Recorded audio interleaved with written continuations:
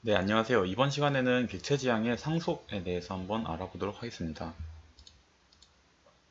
먼저 상속이라는 단어 그 자체는 여러분들이 살면서 꽤 많이 들어보셨을 거예요. 상속이라는 그 단어를 사전에 검색을 하면은 이런 식으로 나오거든요. 첫 번째는 이제 뒤를 잇는다. 그리고 두 번째는 친족 관계가 있는 사람 사이에서 재산에 관한 권리와 의무의 일체를 이어주거나 또는 그 권리와 의무의 일체를 이어받는 일이라고 나오죠. 프로그래밍의 상속, 그러니까 여러분이 이제 객체지향에서 마주하시는 상속은 1번 그냥 뒤를 잇는다라기보다는 이 2번의 뜻이 좀 더 강한데요. 뭐 어떠한 관계, 상속 관계에 있는 그 코드 사이에서 그 코드의 재산에 관한 권리와 의무의 일체를 이어주거나 아니면 이어받는 일. 코드의 재산이라는 건 뭘까요? 인간의 재산은 뭐 자동차도 있을 거고 집도 있을 거고 뭐 현금, 땅, 뭐 여러 가지 있겠죠. 근데 어떤 클래스가 상속 관계에 있을 때, 뭐 상속하는 클래스가 상속받는 클래스한테 넘겨줄 것들은 이제 필드와 메소드가 있겠습니다. 그래서 상속이라는 것, 객체지향에서 상속이라는 것은 한 클래스의 모든 필드와 메소드를 다른 클래스에게 물려주는 또는 물려받는 것인데요. 여기서 물려주는 또는 물려받는다는 그 용어 자체가 조금 헷갈릴 수 있어요. 사람이 보통 상속을 할 때 꼭 그 사람이 뭐 기존에 있던 사람이 죽어야만 해당 그 사람의 재산들을 상속해 주는 건 아니잖아요. 살아있는 상태에서도 충분히 다른 사람한테 상속을 해줄 수 있죠.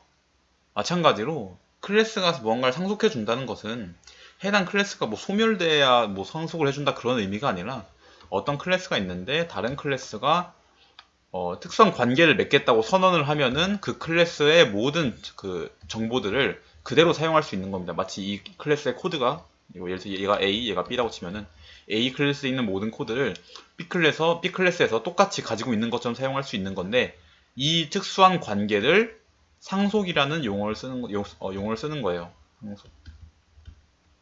그래서 보통 막 사람들은 뭐 상속할 때 뭐 부모님이 돌아가셔야 상속을 받는다 어쩌고저쩌고 해가지고 뭐 클래스도 마치 막 소멸돼야 상속받는 거 아니냐 이런 식으로 생각할 수 있는데 그런 생각은 안 하셨으면 좋겠습니다. 그래서 상속하는 클래스와 상속받는 클래스가 있을 때 그 두 클래스를 각각 부르는 용어들이 있어요. 상속을 해주는 클래스와 상속받는 클래스에서 상속하는 클래스를 기초 클래스 또는 기반 클래스라고 하고요. 만약에 상속하는 클래스를 기초 클래스라고 한다면 그 클래스를 상속받는 클래스는 파생 클래스. 반대로 기반 클래스라고 부르는 경우에는 상속받는 클래스를 유도 클래스라고 부르게 됩니다. 영어로는 둘 다 베이스 클래스와 디라이브드 클래스라고 부르게 되고요. 또 약간 우리 인간의 관점에서 상속할 때 보통 자식이 부모한테 상속하지는 않잖아요. 부모가 자식한테 상속을 하죠. 그래서 그런 관점에서 따와서 상속해주는 클래스를 부모 클래스, 그리고 상속받는 클래스를 자식 클래스라고 부르는 경우도 있습니다. 또 그 상속하는 클래스와 받는 클래스의 계층 관계에서 좀 착안해서 여기 하는 그래서 상속해주는 클래스를 위에 있는 클래스다라고 해서 상위 클래스, 상속받는 클래스는 어떤 상속하는 클래스의 아래 계층이 있는 클래스다라고 해서 하위 클래스라고 부르기도 합니다. 여러분들이 뭐 각자 어떤 용어를 쓰시든 상관없어요. 근데 누군가가 여러분들한테 기초 클래스가 뭐 어떻고 뭐 파생 클래스가 어때라고 했을 때 그 두 클래스가 상속 관계에 있다. 또는 뭐 상위 클래스와 하위 클래스에 대한 얘기를 했을 때도 지금 상속에 대한 얘기를 하고 있구나라는 것을 인지할 수 있을 정도로 이 용어에 대해서는 확실하게 짚고 넘어가시면 좋을 것 같습니다. 참고로 본 PPT에서는 여러분들이 조금 이해를 쉽게 하기 위해서 부모 클래스와 자식 클래스라는 용어를 주로 사용해서 이제 설명을 드리도록 할게요. 그래서 클래스 상속을 한다는 거에 대해서도 알아봤고 클래스를 상속할 때 그리고 상속받을 때 그 클래스를 어떻게 부르는지에 대한 용어도 알아봤으니까 이제는 클래스를 어떻게 상속하는지 그 자체를 한번 알아봐야겠죠. 클래스 상속을 하는 구조는 다음과 같습니다. 먼저 클래스를 상속해줄 부모 클래스 필드와 요소들을 상속해줄 부모 클래스가 이렇게 있다고 하면은 이 친구는 뭐 특별하게 뭔가 적어줄 게 없어요.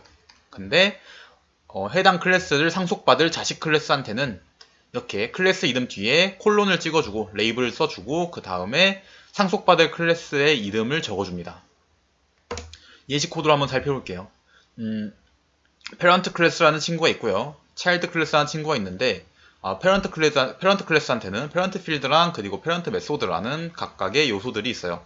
이때 차일드 클래스가 페런트 클래스라는 그 다른 클래스를 상속받고 싶다라고 하면은 해당 차일드 클래스 이름 옆에다가 콜론 찍어주고 상속받을 클래스 페런트 클래스 이런 식으로 적어주시면은 이 페런트 클래스에 있는 모든 코드들을 차일드 클래스가 그대로 상속을 받게 됩니다. 그리고 이거는 제가 사용자가 직접 정의한 클래스를 가지고 예시를 드린 거고, 저희가 실제 유니티에서 그 C# 스크립트를 생성을 하게 되면은 이런 식으로 보이게 되죠.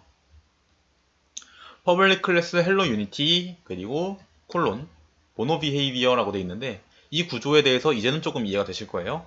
헬로 유니티라는 그 프로그래머가 만든 클래스는 모노 비헤이비어라는 상위 클래스로부터, 즉 부모 클래스로부터 모든 코드들을 상속받게 됩니다. 참고로 유니티에 있는 모든 코드들은 모노 비헤이비어라는 클래스를 기본적으로는 상속받게 돼 있어요. 여러분이 따로 얘를 막 지워버린 다음에 나는 그냥 마이 클래스 이 친구를 상속받게 하고 싶어 라는 식으로 작성하지 않는 한 모노 비헤이비어 클래스를 상속받게 되는데, 이 모노 비헤이비어 클래스를 굳이 상속 관계를 끊어버리고 다른 클래스를 상속하는 일은 거의 일어나지 않으니까 그냥 유니티에 있는 모든 스크립트는 모노 비헤이비어를 상속을 받는다라는 거, 그렇게 생각하고 넘어가시면 좋을 것 같습니다. 그 다음에 봐야 될 거는 이제 상속 관계에서 부모 클래스가 자식 클래스한테 모든 코드들을 전달해 준다라고 하는데, 그때 조금 오해하시는 분들이 있어요. 부모 클래스가 자식 클래스한테 모든 것을 준다고 하면은 자식 클래스가 있을 때 그러면 자식 클래스 안에 부모 클래스가 포함되는 것이냐라고 물어볼 수 있는데, 이런 구조가 맞다고 설명할 수도 있고 틀리다고 설명할 수도 있거든요. 일단 한번 예시를 보죠. 우리 사람들 입장에서 딸은 자동차만 가지고 있었어요. 근데 어머니가 갑자기 딸한테 집을 상속해 주면은 딸은 자동차도 가지고 있고 어머니의 재산이었던 집도 가지고 있게 되는 거죠. 근데 이 구조는 어머니가 가지고 있던 집을 상속받은 거지 어머니 그 자체를 상속받은 게 아니잖아요. 어머니가 딸한테 상속받는 그 대상이 되는 건 아니죠. 마찬가지로 클래스의 상속 관계에 있어도 예를 들어서 봅시다. 아무런 코드도 없던 차일드 클래스가 페런트 클래스로부터 상속을 받게 되면은 방금처럼 이런 구조로 그려줄 수 있겠지만, 이게 의미하는 거는 페런트 클래스에 있는 페런트 필드라는 친구랑 페런트 메소드라는 이 모든 구성 요소들을 받는다는 것이지 페런트 클래스 자체가 차일드 클래스에 귀속된다는 뜻이 아니에요. 그러니까 이런 얘기죠. 이 코드 전체가 이 안에 들어간다는 얘기가 아니라 페런트 클래스 안에 있는 필드와 메소드들만 똑같이 이 안에 들어가는 것처럼 작동한다고 보시면 되는 거예요. 이거는 되게 당연한 얘기인데 가끔씩 헷갈리시는 분들이 주변에 있어서 잠깐 설명을 드립니다. 그래서 상속관계가 대충 어떤 식으로 작동을 하는지 조금 이해를 하시겠죠? 여기서 이제 상속은 사실 이게 전부예요. 더 이상 말씀드릴 게 없는데, 그러면 이제 상속이라는 그 문법을 배우면서 이제 처음 배우는 이제 초보 프로그래머분들이 궁금해하는 것들에 대해서 한번 하나하나 짚어가도록 하죠. 첫 번째로는 클래스에 있는 모든 구성 요소를 상속하는 클래스가 상속해주는 클래스가 받는 클래스한테 전달해준다는 거 알겠는데, 복사해주듯이 전달해주는 거 알겠는데, 그러면은 생성자나 소멸자도 상속을 하거나 받나요? 라고 물어볼 수 있어요. 일단 결론부터 얘기하면은 생성자, 소멸자도 똑같이 상속을 받게 되고요. 중요한 게 있다면 이 생성자는 이 주황색 화살표를 상속관계라고 보도록 합시다. 2번이 1번을 상속하고 3번이 2번을 상속했어요. 이런 상태에서 생성자, 소멸자는 상속받기는 하는데, 만약에 클래스 3번을 가지고 어떤 객체를 만들었다고 봅시다. A라는 객체를. 그러면은 이 A라는 객체가 만들어질 때 클래스 3에 대한 생성자가 호출이 되어야 되잖아요.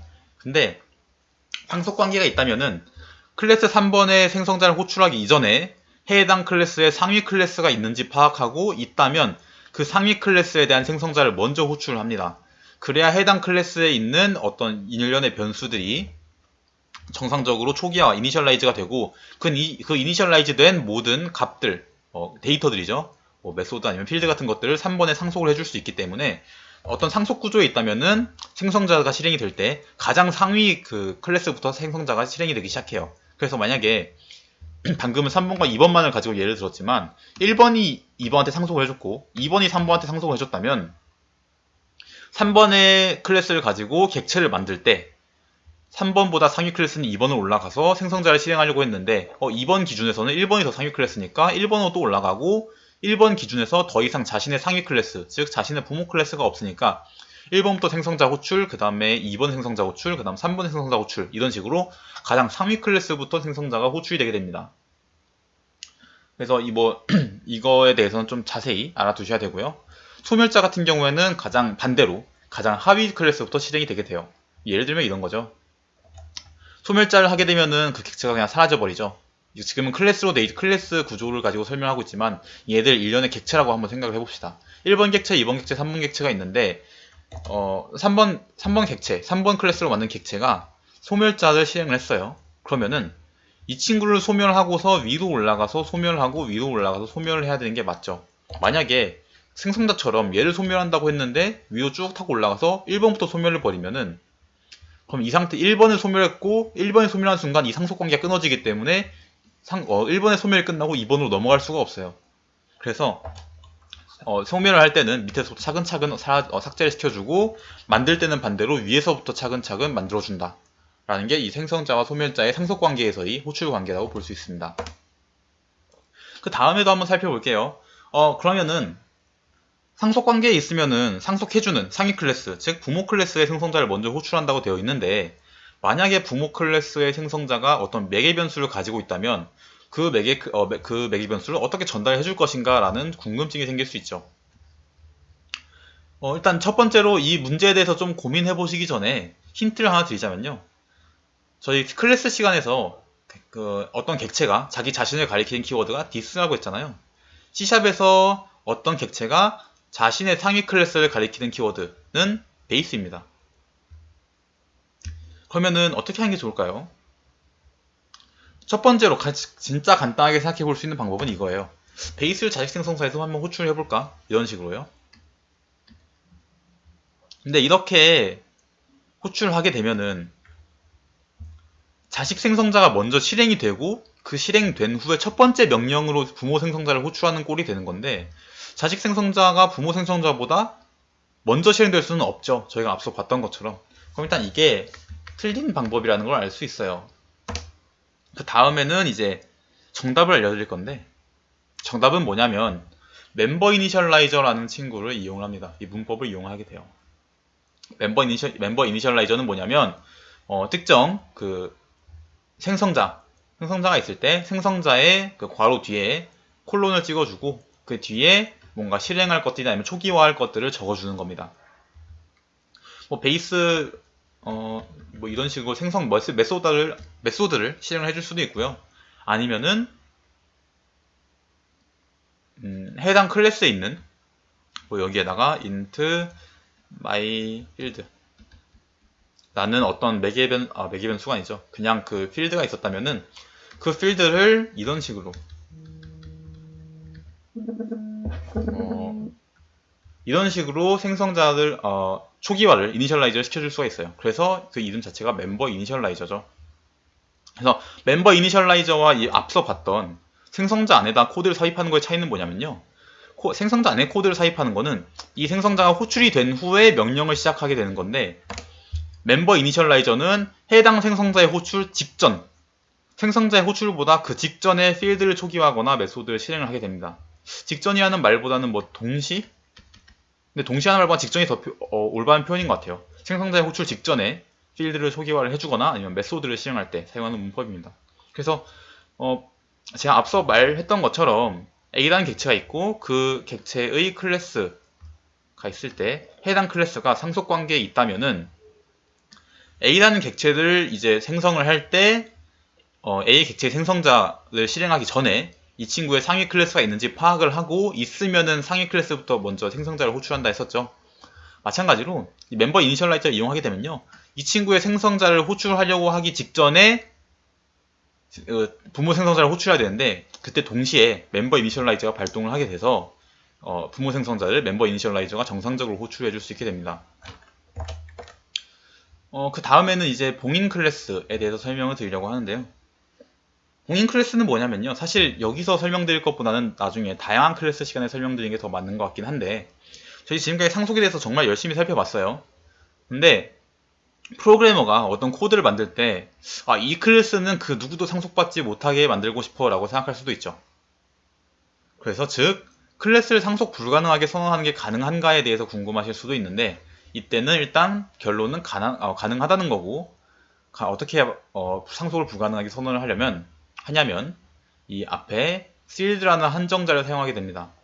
이 sealed라는 한정자를 사용하게 되면은 어떤 그 C샵에서는 이 sealed라는 한정자가 다형성, 저희가 뒤에 배울 다형성이라는 그 문법 체계를 보장하는 것을 막아주는 그런 한정자로 사용을 해요. 그래서 다형성을 뭐 보장해주는 문법들이 여러 가지가 있는데, 상속이 일단 핵심적인 문법 중에 하나고, 저희가 다음 시간에 배울 뭐 오버라이딩 이런 것들도 있는데, 그런 것들을 막아줄 때, 즉, 이 코드는 다양한 형태를 띠지 않아야 해. 오직 하나의 형태로만 기능해야 돼 라고 말하고 싶을 때 이 시드 한정자를 붙이는 거예요. 그리고 이 시드 한정자를 붙인 클래스를 봉인 클래스라고 합니다. 그 다음에는 이제 마지막으로 살펴볼 건데요. is와 as 연산자에 대해서 한번 살펴보도록 하겠습니다. 먼저 상속이라는 게 다형성을 보장하기 위한 핵심 문법이라고 말씀을 드렸죠. 근데 상속이 왜 다형성을 보장해 주냐면은 이러한 특징이 있기 때문이에요. 부모 클래스 타입의 인스턴스가 자식 클래스 타입의 객체도 가리킬 수 있도록 되어 있거든요.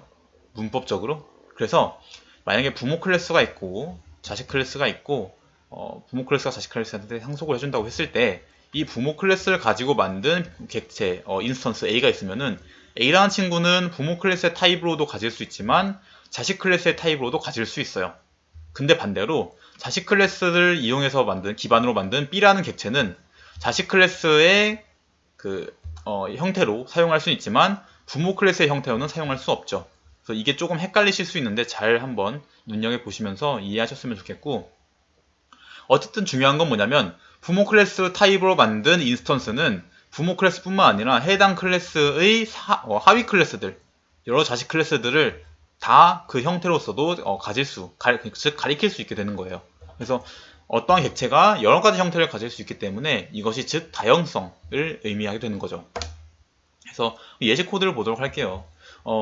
마말이라는 어떤 클래스가 있는데, 해당 클래스는, 참고로 이건 포유동물이라는 뜻이에요. 이 친구는 breastfeed라는 젖먹이는 함수가 있다고 봅시다. 메소드가 있다고. 그 상태에서 캣이랑 도그라는 클래스가 각각 마말 클래스를 상속받고 있죠.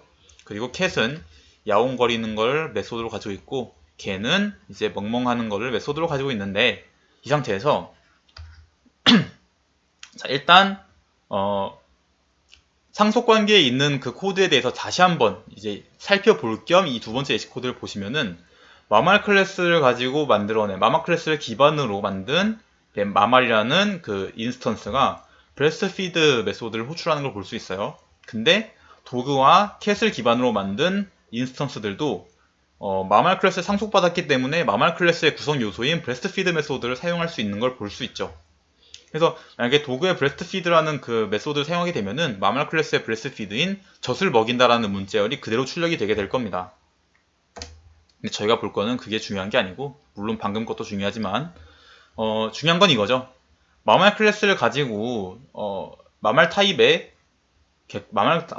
가지고 해당 타입의 인스턴스를 생성을 해서 마말 객체를 가리키게 했어요. 이 상태에서 breastfeed 메소드를 실행하는 것까지는 되게 당연한 일이죠. 마말 클래스로 만들었으니까 그 클래스 안에 있는 breastfeed 메소드를 쓰는 건 당연한 일인데, 여기서 좀 신기한 게 벌어집니다. 마말이라는 마말 클래스 타입으로 생성된 객체 인스턴스가 이번에는 도그라는 자식 클래스의 객체를 가리킬 수 있게 됐어요. 이 상태에서 마말이라는 그 객체 인스턴스가 breastfeed 메소드를 사용할 수 있는 걸 볼 수 있죠. 그 다음으로 봐야 될 거는 이제 마말이라는 인스턴스가 도그라는 그 객체를 가리키고 있으니까 이제 멍멍 짖는 바크라는 메소드를 사용할 수 있느냐 하고서 사용을 해보려고 했는데 사용할 수 없게 됐어요. 이 코드상에서 여기는 대문자, 여기는 그리고 오른쪽은 소문자 나와 있는데 이건 신경 쓰지 마세요. 어쨌든 자, 이거는 저희가 조금만 이따가 설명드리도록 하고, 어쨌든 자식 클래스를 가리키긴 했는데 그 자식 클래스의 코드를 사용할 수는 없어요. 그쵸? 이 상태에서 다음은 이제 뭐 강아지와 그리고 고양이 클래스를 이용해서 만들고, 이때 실행되는 바크와 그리고 미오라는 메소드는 정상적으로 실행되는 걸 볼 수 있죠. 이 두 번째 예시 코드에서 알 수 있는 건 뭐냐면요, 부모 클래스 타입의 인스턴스가 자식 클래스의 객체들을 가리킬 수는 있지만, 그렇다고 해서 해당 객체, 즉 자식 객체만 가지고 있는 특정한 구성 요소를 사용할 수는 없다는 거예요. 예를 들면 이런 겁니다. 맨 처음에 이 마말이라는 클래스가 마말 타입으로 만들어진 순간 이 친구가 가질 것은 뭐냐면요, 브레스트피드라는 메소드의 메소드 포인터만 가지게 되는 거예요. 이 상태에서 내가 가리킬 수 있는 구성 요소는 브레스트피드 메소드를 가리킬 포인터밖에 없는데, 그 상태에서 뭐 미오나 바클 같은 메소드를 실행하라고 하면은 실행이 불가능한 거죠. 저희가 그걸 가지고 있지 않은 건데 어떻게 실행을 하겠습니까? 그죠? 그래서 일단 그 상속 관계와 그리고 상속 관계에 있을 때 어떻게 메소드나 구성 요소를 사용할 수 있는지에 대해서 한번 살펴봤고요. 그 다음에는 이제 중요한 게 하나가 있는데, 부모 클래스 일단 그 결론부터 다시 한번 살펴보죠. 부모 클래스 타입의 인스턴스가 자식 클래스 객체를 가리키는 경우에는 부모 클래스에 포함된 필드와 메소드만 사용이 가능합니다. 이거는 뭐 되게 당연한 얘기라서 굳이 길게 설명드릴 건 아닌 것 같고요. 근데 중요한 건 또 하나는 이거예요. 상속 관계에 놓인 객체끼리는 형 변환이 가능하다라고 돼 있죠. 예시 코드를 한번 보죠. 자, 이 위에 있는 문장 보기 전에 이 예시 코드 먼저 보면은 예시 코드 보기 전에 이걸 보면 되겠네요. 이거 보면은 마말이라는 객체를 인스턴스를 도구가 참조하도록 할 때 형 변화시켜주는 모습을 볼 수 있죠. 도구 타입으로. 그리고 똑같이 마말 인스턴스를 캣이라는 인스턴스가 참조하도록 할 때는 캣이라는 클래스 타입으로 이제 형 변화를 시켜주는 걸 볼 수 있어요. 이런 식으로 형 변화를 시켜주는 게 가능한데, 그래서 그 다양성이 보장이 되는 건데, 원래 같으면 이렇게 일반적인 형 변환을 사용할 수 있지만 C샵에서는 객체 간의 형 변환을 지원해주는 연산자들이 있어요. 그래서 is와 as 연산자가 바로 그 주인공인데, 일단 is 연산자는 사실 형 변환 그 자체를 시켜주는 연산자는 아닙니다. 근데 중요한 게 뭐냐면은, 우리가 다양성을 보장하다 보면은 한 객체가 여러 가지 형태로 기능을 할 수 있어요. 마말이라는 그 객체가 마말 타입으로 가지고 있지만, 이 객체가 뭐 도그 타입으로 형변이 될 수도 있고 캣 타입으로 형변이 될 수도 있죠. 그런 상황에서 해당 객체가 지금 현재 어떤 타입을 가지고 있는지를 파악해야 될 필요성이 있단 말이에요. 보시면은 예를 들면 이런 겁니다. 마말 객체는 아까 앞서 봤듯이 브레스트피드만 가지고 있어요. 근데 도그는 바크라는 메소드도 가지고 있죠.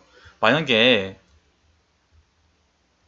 마말이라는 그 클래스 타입으로 만든 어떤 객체가 있는데, 해당 객체가 도그의 형태로 형변환이 됐다면은 바크를 실행하고, 그렇지 않으면은 뭐 브레스트피드를 실행해라 이런 식으로 코드를 짠다면, 도구로 그 형변이 되지 않았을 때는 바크를 실행할 수가 없죠. 그 경우에는 브레스트피드를 실행하고, 그렇지 않으면 정상적으로 형변이 됐으면은 바크를 실행해라 라고 코드를 짜고 싶을 때는 지금 현재 그 코드가 실행되는 순간에 해당 객체가 어떤 형태를 가지고 있는지 파악해야 되는 경우가 있잖아요. 그때 사용하는 그 연산자가 바로 is 연산자입니다.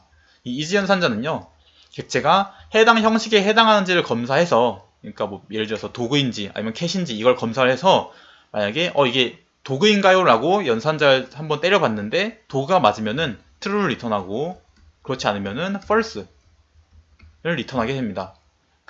이렇게 그 해당 객체가 지금 어떤 형태를 가지고 있는지를 파악할 수 있는 게 이제 is라는 연산자고요. as라는 연산자는 말 그대로 객체 간의 형변환을 시켜주는 연산자예요. 근데 저희가 앞서 봤던 그 일반 형변 연산자 알죠? 그 괄호 가지고 앞에다가 막 도구 이런 식으로 쓰고 뭐 이런 식으로 쓰는 이런 일반적인 형변 연산자와 달리, 형변환에 실패할 경우에는 에러를 따로 일으키지 않고 그냥 널 값을 리턴을 해요. 예를 들면 이런 겁니다. 도그 그냥 앞에 걸로 살펴보죠. 자, 죄송합니다. 자, 도그라는 클래스 타입의 도그라는 인스턴스가 마마를 형변환시켜서 도그형으로 형변환시켜서 가리키도록 하고 싶은데 이때 만약에 정상적으로 형변환이 되지 않으면 그냥 일반 형변 연산자는 에러를 일으켜요. 그냥 컴파일러적으로 에러를 일으키고 그냥 끝내버리는데 에즈 연산자를 쓰게 되면은 이 뒤에서 에즈 연산자를 쓰게 되면은 마말이라는 그 인스턴스를 도그형으로 형변화를 시키되 형변화에 실패하면은 이 도그가 널 값을 가리키게 됩니다. 그래서 뭐 예를 들면 이런 것도 가능하겠죠.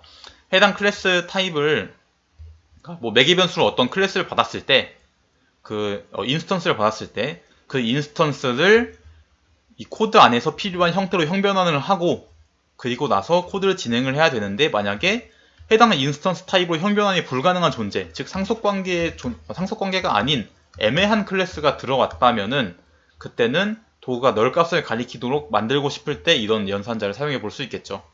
일반적으로는 일반 형변환 연산자를 사용하는 것보다 객체를 형변환할 때는 객체간 형변환 연산자인 as를 이용하는 걸 훨씬 권장을 합니다. 문법적으로. 그래서 저희가 is와 as 연산자까지 한번 살펴봤고요.